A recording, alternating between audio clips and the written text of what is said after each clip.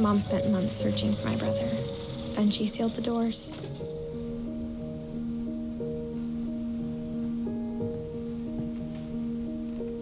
Whatever Milton had found in the house, Mom didn't want it getting out.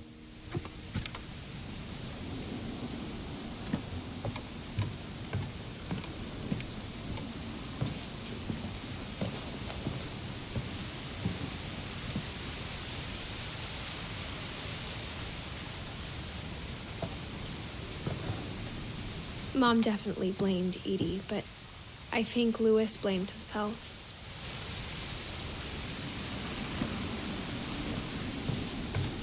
After he graduated, he just spent more and more time in his room, until Mom got him a job at the cannery.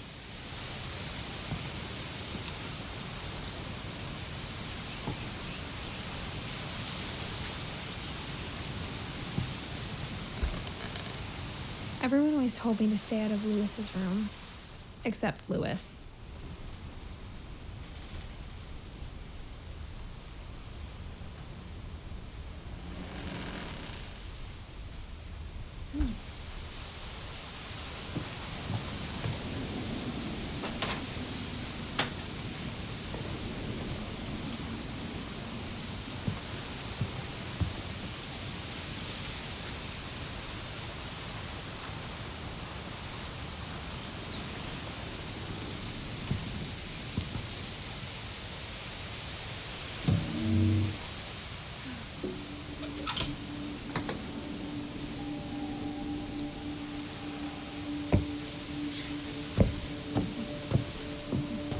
Louis's room smelled very, very familiar. That part of him lived on.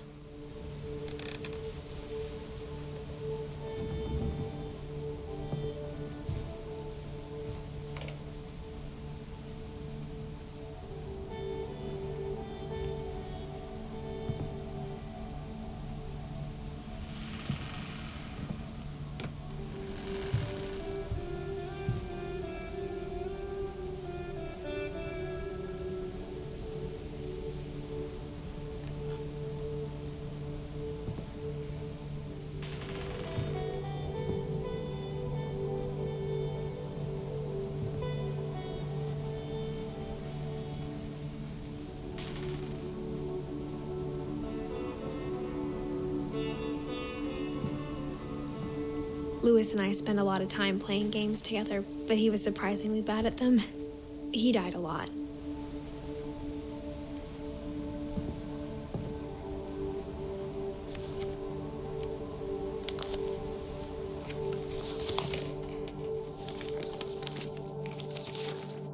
Dear Mrs. Finch, as Louis's psychiatrist, I can understand your desire for an explanation. As I see it, the trouble began in January, shortly after we convinced your son to seek treatment for substance abuse. Newly sober, I believe Louis first noticed the monotony of his daily life.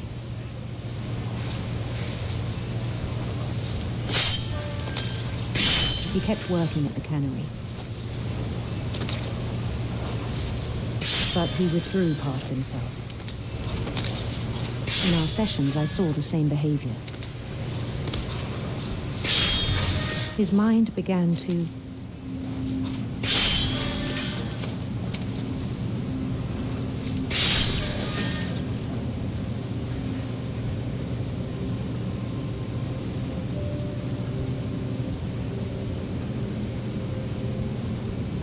wander.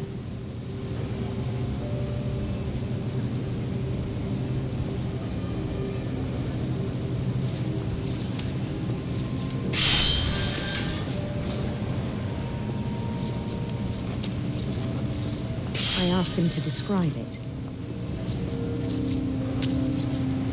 He said he started small, imagining a labyrinth.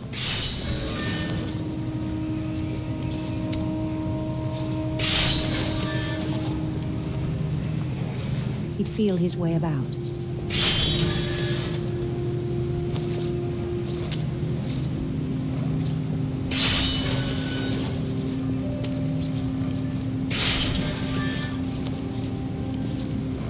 Then something moved. Bats. and toads.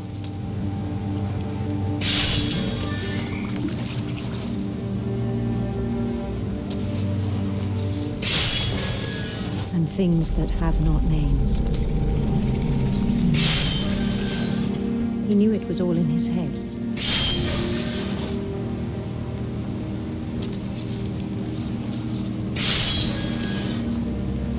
But he took it very seriously. I had hoped he'd find himself.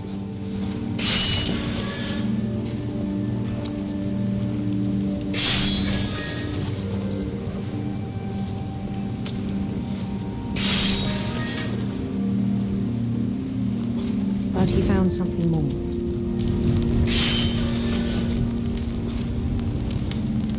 I worried about him then. Daydreaming at the cannery, I spoke with his boss. But he said Lewis had become a model employee. Methodical, tireless, focused.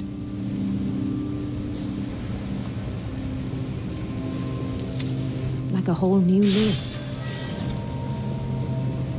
So I let him go on.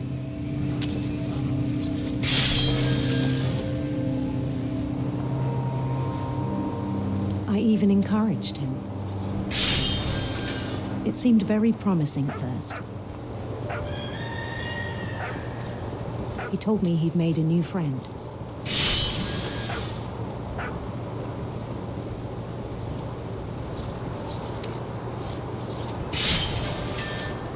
On the edge of a city he named Lewis Topia.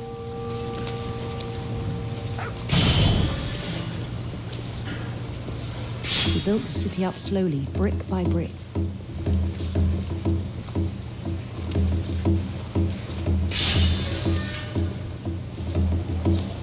Then he made musicians.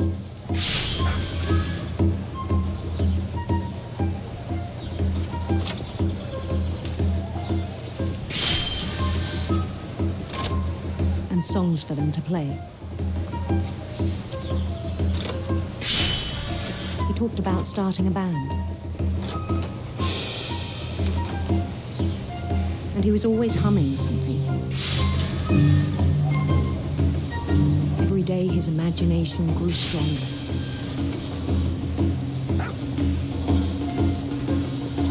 He no longer spoke at the cannery. But his chopping was as reliable as ever. Then one day it struck him that all the cheering crowds, even the stones under his feet,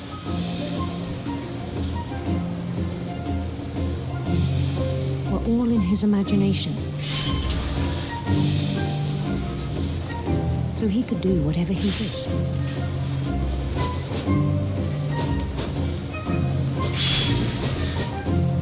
He held an election for mayor. And he won.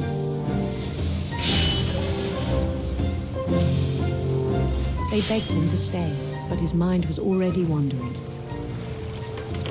It became a game for him.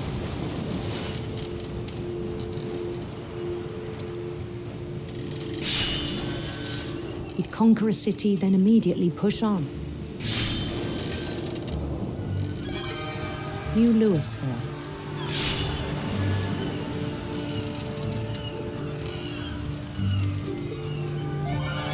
St. Louis. He started drifting away from our reality.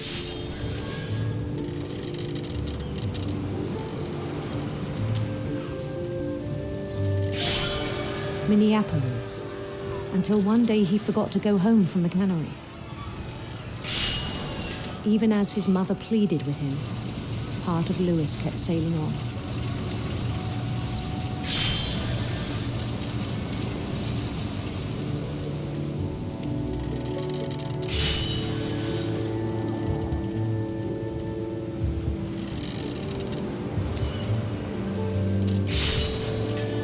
In Lewisburg, he heard rumors of a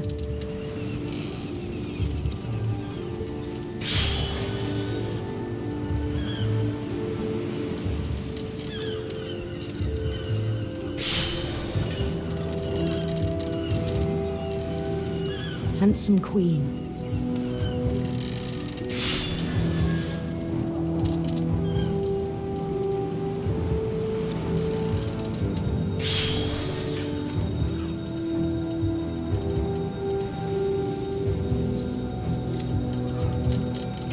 The queen was on her own quest for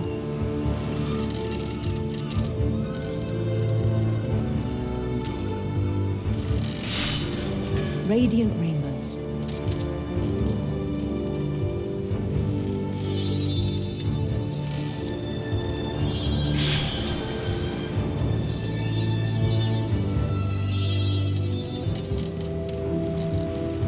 He followed the sound of her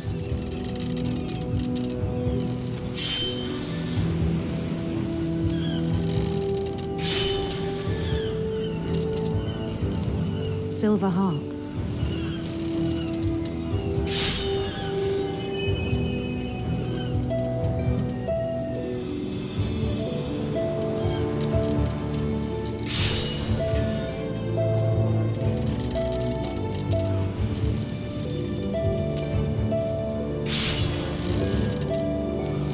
His chase led him to a golden palace east of the sun and west of the moon.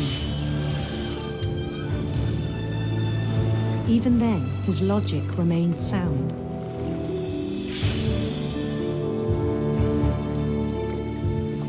He knew the world was all in his imagination.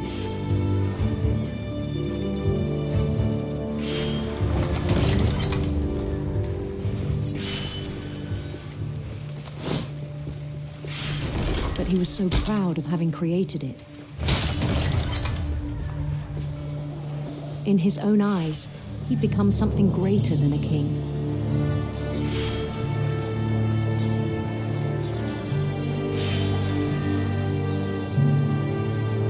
For someone who'd never known success in the real world, I think it was overwhelming.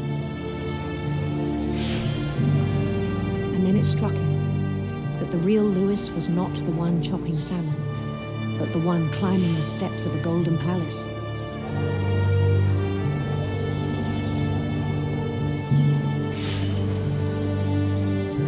My imagination is as real as my body, he told me. It was hard to argue with him.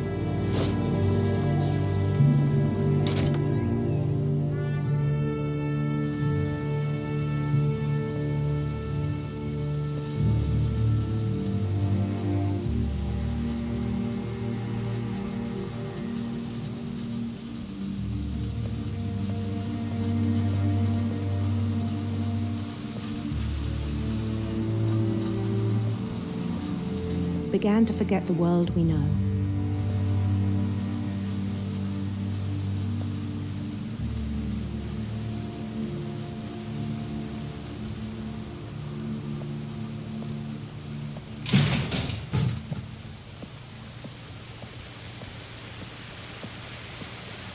I think it pained him to remember Lewis, the cannery worker.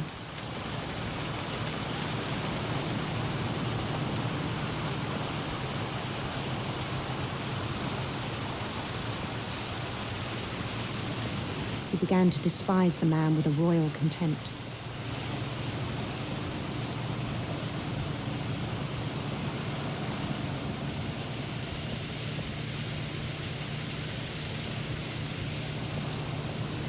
I still thought I could save him. Even after he said he was being crowned king over all the lands of wonder. The palace would be packed with his companions.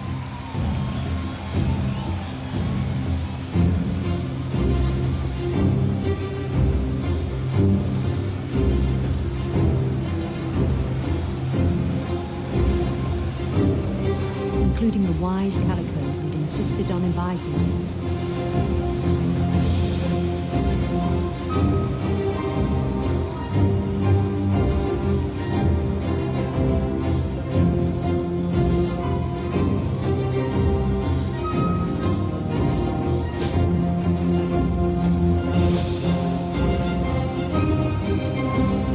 His queen waited, holding his crown.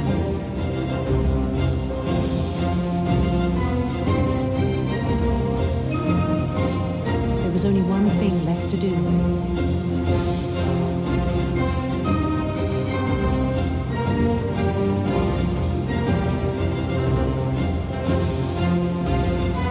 Bend down his head.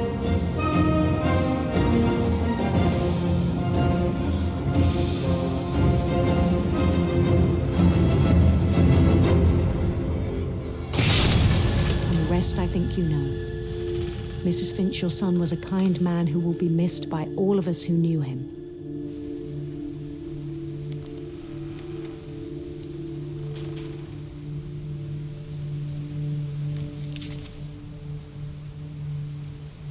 My brother was really cool. I wish you could have met him.